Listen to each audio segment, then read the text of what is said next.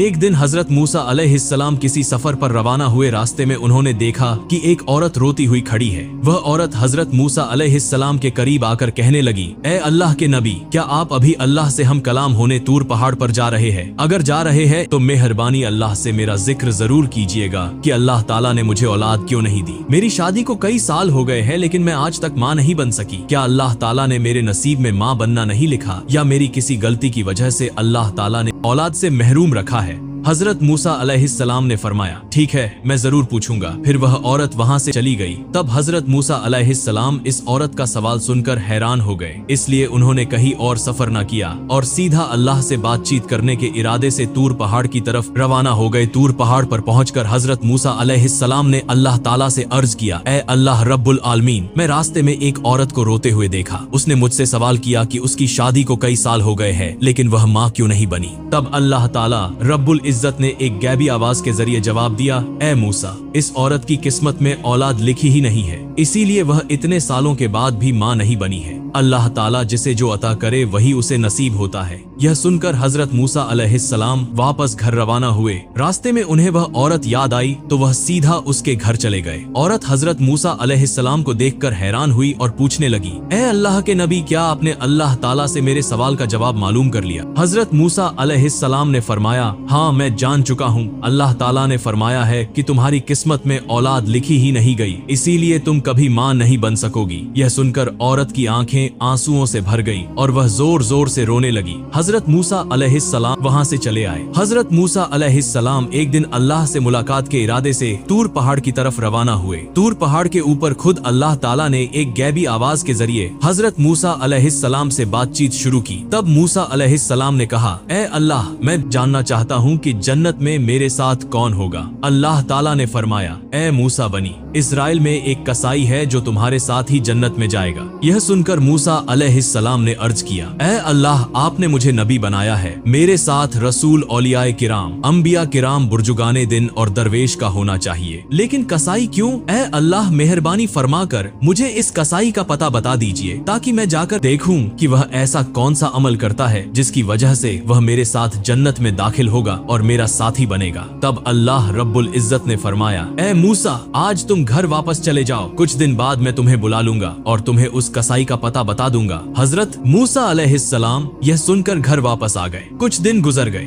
चंद दिनों बाद एक बुजुर्ग फकीर उस औरत के घर आया और कहने लगा, क्या घर में कोई मौजूद है? मैं एक फकीर हूँ, कई दिनों से भूखा हूँ, बराए करम अल्लाह के वास्ते मुझे कुछ खाने को दे दो, बेशक अल्लाह ताला तुम्हारी हर नियत पूरी करेगा। फिर उस औरत ने फकीर की बात सुनकर उसे अपने घर आने दिया और उसे 4 रोटियां खाने के लिए दी। इसके बाद औरत ने कहा, आप तो अल्लाह के बंदे हैं, बराए करम अल्लाह ताला से मेरे लिए दुआ करें कि वह मुझे औलाद अता करे। फकीर ने रोटियां खाने के बाद दुआ की कि एक बेटा इसको नहीं तो इसको 2 कर अता, 2 नहीं तो 3 कर, ए खलिक ए अकबर, 3 अगर देता नहीं तो 4 दे, या जुलजलाल 4 पर राजी नहीं तो 5 दे, दुखिया को लाल 5 देना भी मंजूर नहीं तो 6 कर दे अता, 6 नहीं तो 7 अता कर दे, या रब्बुल जुलजलाल। हुक्म आया कि अपनी जुबान रोक लो, ए फकीर 7 बेटे कर दिए अता, अब इस दास्तान को रोक लो। तब दरवेश ने कहा, 1 नहीं 2 नहीं 7 बेटे होंगे इंशा अल्लाह तुझे। यह वाकया गुजरे कुछ साल हो गए। एक दिन हजरत मूसा अलैहिस्सलाम दोबारा कहीं सफर कर रहे थे। जब वह उस औरत के घर के करीब से गुजरे तो उन्हें वह याद आ गई। तब हजरत मूसा अलैहिस्सलाम उसके घर के करीब गए और देखा कि वह औरत एक छोटे से बच्चे के साथ खुशी खुशी खेल रही थी। औरत हजरत मूसा अलैहिस्सलाम को देखकर बाहर आई और कहने लगी, ए अल्लाह के नबी हजरत मूसा अलैहिस्सलाम, आपने तो फरमाया था कि अल्लाह ताला ने मेरी किस्मत में औलाद नहीं लिखी, लेकिन देखे अल्लाह ने मुझे 1 नहीं 7 बेटे अता कर दिए। यह सुनकर हजरत मूसा अलैहिस्सलाम हैरान हो गए और इस बात का जवाब जानने के लिए दोबारा तूर पहाड़ की तरफ रवाना हुए। तूर पहाड़ पर पहुंचकर हजरत मूसा अलैहिस्सलाम ने अल्लाह ताला से अर्ज की, ए अल्लाह रब्बुल आलमीन, आपने फरमाया था कि इस औरत की किस्मत में एक भी औलाद नहीं लिखी गई, लेकिन आज मैंने उसे 1 नहीं 7 बेटे के साथ खुश देखा। मुझे यह मामला समझ नहीं आया। तब मैं अल्लाह रब्बुल आलमीन तेरे पास आया हूँ। अल्लाह ने एक गेबी आवाज के जरिए फरमाया, ए मूसा, अगर तुम इस सवाल का जवाब जानना चाहते हो तो एक थाली में इंसानी गोश्त ले आओ, फिर तुम्हें इस सवाल का जवाब मिल जाएगा। हजरत मूसा अलैहिस्सलाम को अल्लाह ताला का यह हुक्म मिला तो वह एक थाली और एक छुरी लेकर अपनी कौम के लोगों के पास पहुँचे और कहने लगे, ए मेरी कौम के लोगों, अल्लाह ताला ने फरमाया है कि मैं इंसानी जिस्म का गोश्त लेकर आऊं। क्या तुम में से कोई ऐसा है जो अपने जिस्म से कुछ गोश्त काट कर थाली में डाल दे? लेकिन हजरत मूसा अलैहिस्सलाम की इस बात पर कोई भी राजी ना हुआ और सब एक एक करके वहां से चले गए। तब हजरत मूसा अलैहिस्सलाम सख्त परेशान होकर इधर उधर घूमने लगे। जब वह इंसानी गोश्त न पाकर वापस घर की तरफ जा रहे थे तो अचानक एक बुजुर्ग फकीर ने पीछे से आवाज दी, ए अल्लाह के नबी मूसा, तुम्हें क्या हुआ? तुम इतने परेशान क्यों दिखाई दे रहे हो? तब हजरत मूसा उस फकीर के पास गए और फरमाया, मुझसे अल्लाह रब्बुल आलमीन ने इंसानी जिस्म का गोश्त ले जाने का हुक्म दिया है, लेकिन कोई भी शख्स अपने जिस्म का गोश्त काटने के लिए तैयार नहीं हुआ, बल्कि सब मुंह मोड़कर चले गए। यह सुनते ही वह बुजुर्ग फकीर हजरत मूसा अलैहिस्सलाम से छुरी लेकर अपने जिस्म से थोड़ा सा गोश्त काटकर उनके हवाले कर दिया और वहां से चला गया। यह देखकर हजरत मूसा अलैहिस्सलाम बहुत हैरान हो गए। फिर वह उस इंसानी गोश्त को लेकर दोबारा तूर पहाड़ पर पहुंचे और अर्ज की, ए अल्लाह, मैं इंसानी जिस्म का गोश्त ले आया हूँ, लेकिन जब मैंने लोगों से मांगा तो सबने इनकार कर दिया, सिवाय एक बुजुर्ग फकीर के जिसने अल्लाह का नाम सुनते ही अपने जिस्म से गोश्त काटकर मुझे दे दिया। तब अल्लाह रब्बुल आलमीन ने एक गैबी आवाज के जरिए फरमाया, ए मूसा, इस गोश्त के लिए तुम्हें सबके पास जाने की जरूरत नहीं थी, तुम खुद ही अपना गोश्त काट कर दे सकते थे।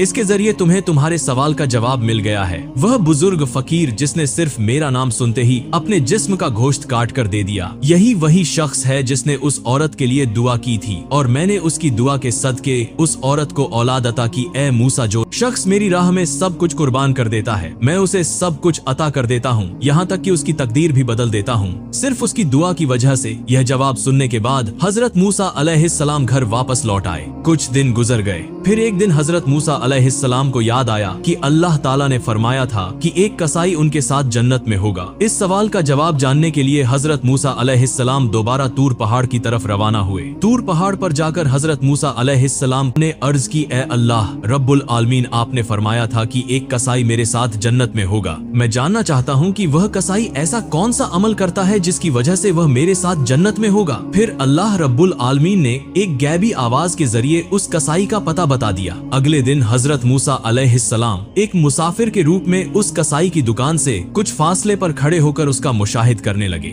हजरत मूसा अलैहिस्सलाम ने गौर किया कि उस कसाई में कोई खास इबादत नजर नहीं आ रही। वह सिर्फ गोश्त काटता है और जो सबसे अच्छा गोश्त होता है उसे अलग एक तरफ रख देता है। कुछ देर बाद हजरत मूसा अलैहिस्सलाम ने देखा कि कसाई उन गोश्त के टुकड़ों को लेकर अपने घर की तरफ रवाना हो गया। हजरत मूसा अलैहिस्सलाम भी उसके पीछे चल दिए। जब कसाई अपने घर पहुंचा तो हजरत मूसा अलैहिस्सलाम ने दूर से उसका घर देखकर उस दिन के लिए वहां से वापसी का फैसला किया। अगले दिन हजरत मूसा अलैहिस्सलाम दोबारा उस कसाई के घर गए और दरवाजे पर दस्तक देकर कहा, घर में कोई है? मैं एक मुसाफिर हूँ। लेकिन अंदर से कोई जवाब न आया तो हजरत मूसा अलैहिस्सलाम ने सोचा कि शायद घर में कोई नहीं है। फिर वह दोबारा कसाई की दुकान के करीब आकर खड़े हो गए और दूर से उस पर नजर रखने लगे। हजरत मूसा अलैहिस्सलाम ने देखा कि जब कसाई गोश्त काट रहा था तो उसने एक अच्छा गोश्त का टुकड़ा एक तरफ रख दिया। इसी वक्त एक खरीदार आया और कहा, भाई कसाई, मुझे वह गोश्त का टुकड़ा दे दो जो तुमने अलग रखा है, मैं तुम्हें इसके बदले कहीं ज्यादा पैसा दूंगा। कसाई ने जवाब दिया, चाहे तुम मुझे जितना भी ज्यादा पैसा दे दो, मैं यह गोश्त नहीं दूंगा क्योंकि मैं इसे अपने घर ले जाना चाहता हूँ। यह सुनकर हजरत मूसा अलैहिस्सलाम ने सोचा, घर में तो कोई भी नहीं, फिर यह कसाई क्यों इस गोश्त को ज्यादा कीमत के बदले भी किसी को भी नहीं दे रहा है। जब कसाई ने दुकान बंद की और वही गोश्त एक थैले में डालकर घर की तरफ रवाना हुआ तो हजरत मूसा अलैहिस्सलाम भी उसके पीछे चलने लगे। कसाई जैसे ही अपने घर पहुंचा, हजरत मूसा अलैहिस्सलाम ने दरवाजे के बाहर से आवाज दी, घर में कोई है? मैं एक मुसाफिर हूँ। ये सुनकर कसाई बाहर आया और हजरत मूसा अलैहिस्सलाम से पूछा, भाई आप कौन हैं? मैंने आपको पहले कभी नहीं देखा। हजरत मूसा अलैहिस्सलाम ने फरमाया, मैं एक मुसाफिर हूँ, क्या तुम मुझे आज रात के लिए अपने घर में ठहरने दोगे? मैं सुबह होते ही अपनी मंजिल की तरफ रवाना हो जाऊंगा। कसाई ने कहा, हाँ क्यों नहीं, आइए मेरे घर के अंदर तशरीफ लाइए। घर के अंदर जाकर कसाई ने कहा, मुसाफिर भाई आप यहाँ बैठें, मुझे पास वाले वाले कमरे में कुछ काम है। यह कहकर कसाई दूसरे कमरे में चला गया। हजरत मूसा अलैहिस्सलाम ने देखा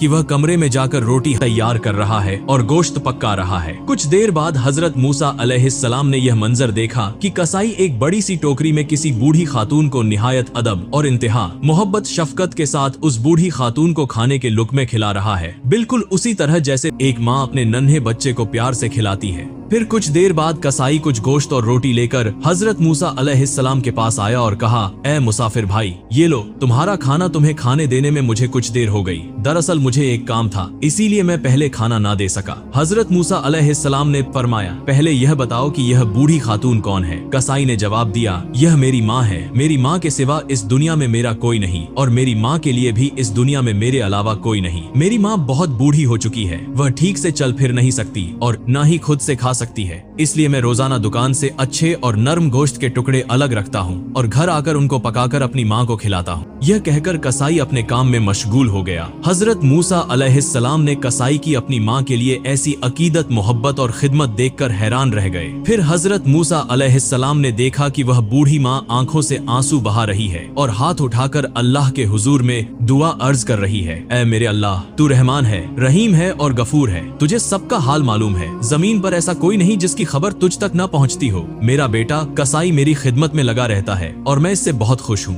ऐ अल्लाह, मैं माँ होने के नाते तेरे दरबार में दुआ करती हूँ। मैंने सुना है कि बनी इजराइल में सबसे बड़े पैगंबर हजरत मूसा अलैहिस्सलाम है। ऐ अल्लाह, मेहरबानी फरमा और मेरे बेटे कसाई को हजरत मूसा अलैहिस्सलाम के साथ जन्नत में जगह अता फरमा। यह सुनकर हजरत मूसा अलैहिस्सलाम घर वापस ना गए बल्कि दोबारा तूर पहाड़ की तरफ रवाना हो गए। तूर पहाड़ पर पहुंचकर हजरत मूसा अलैहिस्सलाम ने अर्ज की, ऐ अल्लाह, मैं कसाई के घर गया और मैंने देखा कि उसने सिवाय अपनी माँ की खिदमत करने के अलावा कोई खास अमल नहीं किया। तब एक गैबी आवाज आई, ऐ मूसा, जान लो कि वह अमल जिसकी वजह से कसाई तुम्हारे साथ जन्नत में जाएगा, वह उसकी अपनी माँ के लिए बेपनाह अकीदत, मोहब्बत और खिदमत है। कसाई की माँ ने आंसू बहाकर अपने बेटे के लिए दुआ की कि वह हजरत मूसा अलैहिस्सलाम के साथ जन्नत में जाएगा। याद रखो, अल्लाह ताला माँ की दुआ कभी रद्द नहीं करता।